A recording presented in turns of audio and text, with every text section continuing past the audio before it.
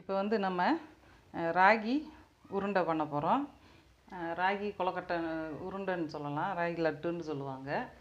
அதை தான் நான் இன்றைக்கி செஞ்சு காட்ட போகிறேன். அதுக்கு வந்து நான் ராகி மாவு வந்து கடையில் வாங்கின மாவு இது.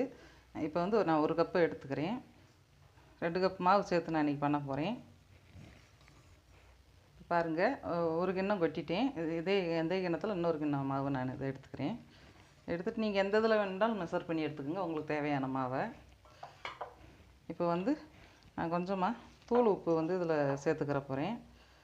உப்பை தண்ணியிலையும் கரைச்சி போடுவாங்க, ஆனால் நான் வந்து தூளாகவே போட்டுட்டு தூள் உப்பு பாருங்கள், அந்த மாவுக்கு தேவையான உப்பு போட்டுக்கிறேன். இப்போ எல்லாம் மாவில் அந்த உப்பு எல்லாமே நல்லா மிக்ஸ் ஆகிற அளவுக்கு கிளறி விட்டுக்கிறலாம். மாவை நல்லா இந்த மாதிரி கிளறி விட்டுட்டு அதுக்கப்புறமா வந்து நான் இதில் வந்து கொஞ்சம் கொஞ்சமாக தண்ணி சேர்த்து அதை உதிரியாக நான் இப்போ லைட்டாக தண்ணி தெளித்து இந்த மாதிரி தெளித்து இந்த மாதிரி நான் மாவு பெசரி ஈரப்படுத்தி நான் எடுத்துக்கிறேன். தண்ணி வந்து கொஞ்சம் கொஞ்சமாக ஊற்றிக்கோங்க, ரொம்ப ஊற்றிடாதீங்க, கெட்டிப்பட்டுரும். அதனால் கொஞ்சம் கொஞ்சமாக ஊற்றி அந்த மாவை வந்து ஈரம் பண்ணிக்கோங்க நல்லா. நம்ம புட்டு வேக வச்சு தான் இப்போ அந்த உருண்டை பண்ண போகிறேன். அதனால் நம்ம புட்டுக்கு வேக வைக்கிறதுக்கு பெசறது மாதிரி நீங்கள் இதை பெசரி எடுத்துக்கோங்க. நானும் அதே மாதிரி இந்த பாருங்கள், இந்த கும்பிட்டு கிளறி காட்டுறேன். அந்த ஈரம் வர்றப்போ நம்ம தண்ணி போதும், அதோடு நிறுத்திக்கிறணும். இப்படி கொஞ்சம் கொஞ்சமாக இப்படி நம்ம அழுத்தி பிணைஞ்சோம்னா அந்த மாவு வந்து தண்ணி குடித்து அந்த ஈரத்தை உள்ளே ஏற்றுக்கிறோம். இந்த ராகி மாவு வந்து டெய்லியே நம்ம எடுத்துக்கிட்டோம்னா சாப்பாட்டில் ரொம்ப நம்ம உடம்புக்கு நல்லது. அந்த காலத்துலலாம் அந்த ராகி மாவில் களி கிண்டி புட்டு வேக வச்சு சாப்பிடுவாங்க, களி கிண்டி சாப்பிடுவாங்க. அதனால தான் 80 வயசு 100 வயசு வரைக்கும் நல்லா வாழ்கிறாங்க. இன்னுமே எங்கள் கிராமத்துலலாம் பார்த்திங்கன்னா 100 வயசு 102 வயசுலாம் இருக்காங்க வயசானவங்க, இன்னும் ஹெல்த்தியோடு நல்லா இருக்காங்க. இந்த ராகி மாவும் அந்த மாதிரி அவங்க ஹெல்த்தியாக இருக்கிறதுக்கு ஒரு காரணம். அந்த மாதிரி சாப்பாடுகள்லாம் சாப்பிட்டதுனாலதே நல்லா ஹெல்த்தியாக இருக்காங்க அவங்க. நம்ம வந்து டெய்லி இதை வந்து எந்தெந்த விதத்துலையாவது விதவிதமாக அதை பண்ணி சாப்பிட்லாம். நம்மளுக்கு எந்த இது பிடிச்சிருக்கோ அந்த மாதிரி சாப்பிட்லாம். முடிஞ்ச அளவுக்கு வாரத்துக்கு ஒரு 2 நாள் 3 நாளாவது ராகி மாவு சாப்பிட்டா நல்லது. இந்த ராகியில் வந்து கால்சியம் சத்து இருக்குது, ஃபைபர் சத்து இருக்குது. நம்ம உடம்புக்கு வந்து ரொம்ப நல்லது. நார் சத்து சுகர் பேஷண்ட்டுகளுக்கெலாம் ரொம்ப தேவைப்படும் நார் சத்து உள்ள பொருள். இதை வந்து அடிக்க ஒரு டைம் செஞ்சு சாப்பிட்டா எலும்பெல்லாம் வந்து நல்லா வலுப்பெறும். இந்த ராகி அதிகமாக எடுத்துக்கிட்டோம்னா நம்ம சாப்பாட்டில்.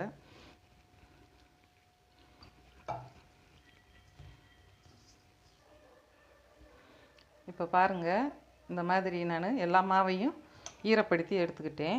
இந்த அளவுக்கு உதிரியாக நம்ம இப்படி பிடிச்சோம்னா புடி வரணும், உடச்சோம்னா இந்த மாதிரி உதிர்ந்துடணும். வர மாவுன்ட்டு எங்கனையுமே இருக்கக்கூடாது. அந்த அளவுக்கு நல்லா ஈரப்படுத்தி இந்த மாதிரி உதிரியாக எடுத்து பிசைஞ்சு வச்சுக்கோங்க. புட்டு பதத்துக்கு இதை பெசரி வச்சுக்கோங்க, லைட்டாக தண்ணியை தெளித்து. இப்போ வந்து இது ஒரு 10 நிமிஷம் ஊறட்டும். அடுத்து நம்ம என்ன பண்ணுறதுன்னு பார்க்கலாம். பாருங்கள், கேப்ப மாவு ஊறிக்கிட்டு இருக்கு. நம்ம தண்ணி தெளித்து அதை தனியாக எடுத்து வச்சுருக்கோம் பெசரிட்டு. இது வந்து நான் வேர்க்கடலை பருப்பு வந்து 150 பருப்பு வந்து நான் எடுத்து 2 கிண்ணம் மாவு எடுத்திருக்கேன். அதுக்கு வந்து 150 கிராம் வேர்க்கடலை வந்து நான் எடுத்து வச்சுருக்கேன். இதை நான் வந்து அடுப்பை பற்ற வச்சு அதை வறுத்து எடுத்துக்கிறேன்.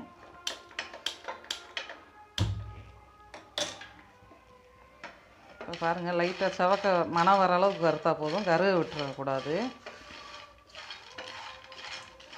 இந்த வேர்க்கடலையில் வந்து நம்மளுக்கு வந்து புரதச்சத்து அதிகமாக இருக்குது, கால்சியம் இருக்குது. இப்போ வந்து இட்லி பாத்திரத்தில் நான் கொஞ்சமாக தண்ணி வச்சு அதில் ஒரு தட்டில் துணி போட்டு இந்த நம்ம பெசரி வச்சுருந்த மாவெல்லாம் உள்ளே எடுத்து வச்சு புட்டுக்கு வேக வைக்கிற மாதிரி நான் வேக வச்சுக்கிட்டு இருக்கேன். புட்டு இப்போ வெந்துக்கிட்டு இருக்கு. வெந்ததுக்கப்புறமா நம்ம பார்க்கலாம்.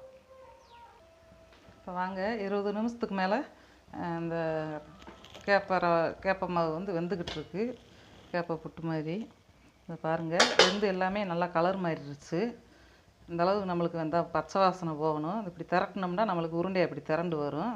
இப்போ பாருங்கள், இந்த மாதிரி மாவு வெந்துருச்சு. இதை நம்ம இந்த மாதிரி ஒரு பாத்திரத்தில் நம்ம எடுத்து ஆற வச்சு எடுத்துக்கிறலாம், தனியாக எடுத்து.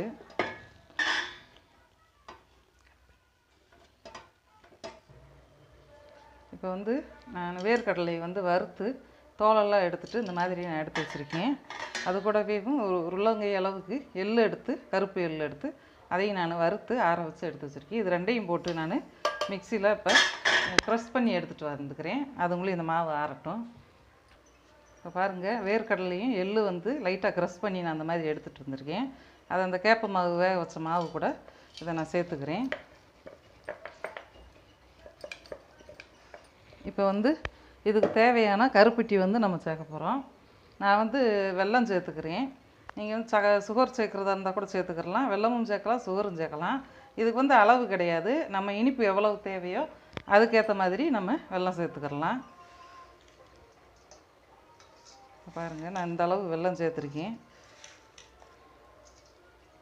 தேவைன்னா நான் இன்னும் சேர்த்துக்கிருவேன். இதை வந்து நான் இப்போ பாருங்கள், நம்ம கலக்கி வச்ச அந்த கருப்பட்டியெல்லாம் போட்டு கலக்கி வச்சோம்னா அதை மிக்ஸி சாரில் இந்த மாதிரி போட்டு நான் அரைச்சி கட்டி எதுவும் இல்லாமல் மிக்ஸி சாரில் கொஞ்சம் கொஞ்சமாக ஓட்டி ஓட்டி எடுத்துகிட்டு வந்திருக்கேன்.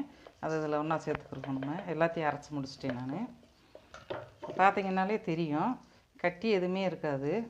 நல்லா பொது பொதுன்னு சாஃப்டாக இருக்கும். ஏன்னா எனக்கு இனிப்பு எல்லாமே கரெக்டாக இருக்குது. உங்களுக்கு இனிப்பு தேவைன்னா இந்த டைமில் கரெக்ட் பண்ணி பார்த்துட்டு எக்ஸ்ட்ரா தேவைன்னா சேர்த்துக்கோங்க. எனக்கு நான் போட்ட அளவுகளே எல்லாம் கரெக்டாக தான் இருக்குது. இப்போ வந்து லாஸ்ட்டாக வந்து நான் நல்லெண்ணெய் வந்து இதில் சேர்த்துக்கிற போகிறேன். நல்லெண்ணெய் சேர்த்துட்டு உருண்டை பிடிச்சி வச்சோம்னா சாப்பிட்டோம்னா உடம்புக்கு நல்லது. இதை பாருங்கள், இப்போ நான் கொஞ்சமாக சேர்த்துக்கிறேன். தேவை இருந்தால் நீ அடுத்து சேர்த்துக்கிடலாம். அப்போ தான் நமக்கு லட்டு பிடிக்கிறதுக்கு உதிராமல் வரும். நல்லெண்ணெய் வந்து உடம்புக்கு நல்லது. எலும்புகளுக்கு நான் சேர்த்துருக்க எல்லா பொருளுமே ராகி ஆகட்டும், கடலைப்பருப்பு, எள், நல்லெண்ணெய் எல்லாமே எலும்புக்கு வலுவை சேர்க்கக்கூடிய விஷயந்தான். ஜென்ஸும் சாப்பிட்லாம், லேடிஸும் சாப்பிட்லாம். எல்லாமே குழந்தைங்கள்லேருந்து பெரியவங்க வரைக்கும் சாப்பிட்டா உடம்புக்கு ரொம்ப ஹெல்தி, ஆரோக்கியமாக வாழலாம் ரொம்ப நாள் வரைக்கும். இந்த மாதிரி மில்லட்ஸு, கேழ்வரகு இந்த மாதிரி ஐட்டங்கள்லாம் வரகு அரிசி அந்த மாதிரி தானிய வகையில் எது செஞ்சு சாப்பிட்டாலும் நம்ம உடம்புக்கு நல்லது. இங்கே பாருங்கள், இந்த மாதிரி பெசரிட்டேன். எனக்கு எண்ணெய் வந்து இன்னும் கொஞ்சம் நான் லைட்டாக ஊற்றிக்கிற போகிறேன். நல்லெண்ணெய் எவ்வளவு சேர்த்தாலும் இந்த லட்டு வந்து நல்லா டேஸ்ட்டாக இருக்கும். எண்ணெய் ரொம்ப சேர்க்குறோம்னு நினைக்காதீங்க. 2-3 நாள் வச்சாலும் அது கெட்டு போகாமல் இருக்கும். இப்போ வந்து நம்ம தேவைன்னா தேங்காய் பூ துருவி இதில் சேர்த்துக்கிடலாம். தேங்காய் பூ சேர்த்தா அன்றைக்கி காலி பண்ணிடணும். அடுத்த நாள் வச்சோம்னா கெட்டு போயிடும். அடுத்த நாள் வச்சு சாப்பிட முடியாது. தேங்காய் பூ சேர்க்கணும்னா உங்களுக்கு உடனுக்குடனே சாப்பிட்றதா இருந்தால் அந்த மாதிரி தேங்காய் பூ சேர்த்து நீங்கள் சாப்பிட்டுக்குங்க. பார்த்துக்குங்க, கிளறிட்டேன். இந்த மாதிரி கிளறிட்டு நம்ம அந்த லட்டை இப்படி பிடிச்சி வச்சோம்னா, உருண்டை பிடிச்சி வச்சோம்னா 2 நாள் 3 நாள் கூட நம்ம வெளியிலே வச்சு சாப்பிட்லாம், கெட்டு போகாது. பாருங்கள், உருண்டை பிடிக்க அழகாக வருது. இது வந்து ஒரு நாளைக்கு நம்மளுக்கு எத்தனை தேவையோ லட்டு சாப்பிட்டுக்கிறலாம். நம்ம களி கிண்டி கொடுத்தா கூட பிள்ளைங்க சாப்பிட மாட்டாங்க. இந்த மாதிரி லட்டு பண்ணி கொடுத்தோம்னா நல்லா சாப்பிடுவாங்க. அடுத்து ஒரு டைம் சாப்பிட்டு பார்த்தாங்கன்னா இன்னும் திரும்ப வேணும் வேணும்னு சொல்லி கேட்பாங்க. அந்தளவுக்கு இது டேஸ்ட்டாக இருக்கும். நீங்களும் இதே மாதிரி அளவுகளோடு செஞ்சு பாருங்கள். வாங்க, இது உருண்டை பிடிச்சிட்டு உங்கள்கிட்ட காட்டுறேன். பாருங்கள், மறுபடியுமே உங்களுக்கு உருண்டை பிடிச்சி காட்டுறேன். இந்த மாதிரி நம்ம பிடிச்சோம்னா நல்லா பிடிக்கிறதுக்கு வரும். பாருங்கள், இந்த மாதிரி உருண்டை பிடிச்சி வச்சுக்கிட்டோம்னா 2-3 நாள் ஆனாலும் ஒரு ஏர் டைப்பான பாக்ஸில் போட்டு நம்ம அடைச்சி வச்சிட்டோம்னா 2-3 நாள் வரைக்கும் கெடாது. நம்ம எடுத்து சாப்பிட்டுக்கிறலாம் நினச்ச நேரம். பாருங்கள், இந்த மாதிரி பிடிச்சோம்னா நம்மளுக்கு உருண்டை அழகாக வருது. இது எல்லா உருண்டையும் நான் பிடிச்சிட்டு உங்களுக்கு காட்டுறேன். இப்போ பாருங்கள், நான் வந்து இந்த கிண்ணத்தில் 2 கிண்ணம் மாவு எடுத்தேன். அதுக்கு எவ்வளோ லட்டு வந்திருக்கு நம்மளுக்கு. எங்கள் ஊரில் வந்து இதை ராகி லட்டுன்னு சொல்லுவாங்க, கேப்ப மாவு உருண்டைன்னு சொல்லுவாங்க, கேழ்வரகு உருண்டைன்னு சொல்லுவாங்க. உங்கள் ஊரில் எந்த மாதிரி சொல்லுவாங்கன்னு நீங்கள் எங்களுக்கு கமெண்ட் பாக்ஸில் கமெண்ட் பண்ணுங்கள். அதை பாருங்கள், உங்களுக்கு பார்த்தாலே தெரியும், சாஃப்டாக நல்லா பஞ்சாக இருக்குது. நான் அந்த உருண்டை பிடிக்கிறப்பே 2-3 உருண்டை நாங்கள் சாப்பிட்டோம், நானே முன்னும். அந்தளவுக்கு டேஸ்ட்டாக இருந்துச்சு. நீங்களும் இந்த மாதிரி ஒரு டைம் செஞ்சு சாப்பிட்டு பாருங்கள். எங்கள் வீடியோ உங்களுக்கு பிடிச்சிருந்துச்சுன்னா லைக் பண்ணுங்கள், ஷேர் பண்ணுங்கள், சப்ஸ்கிரைப் பண்ணுங்கள். தேங்க்யூ.